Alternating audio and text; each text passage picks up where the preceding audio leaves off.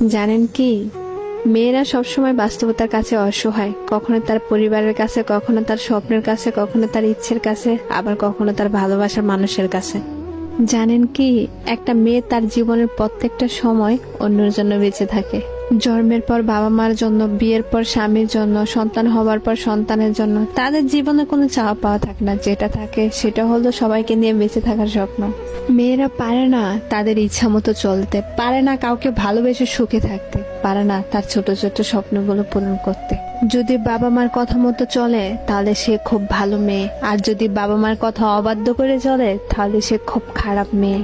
ভালোবাসার মানুষটির হাত ধরে সে চলে গেলে ভালোবাসার মানুষটির কাছে সে খুব প্রিয়, অথচ তার কাছে না গিয়ে যদি পরিবারের কথা মতো চলে তাহলে সে স্বার্থপর, বেঈমান। শুধুমাত্র একটা মেয়েই জানে এই সমাজে চলতে হলে কত বাস্তবতার সাথে যুদ্ধ করতে হয়। মেয়ে মানে কিছু করার আগে হাজারবার চিন্তা করে করতে হয়।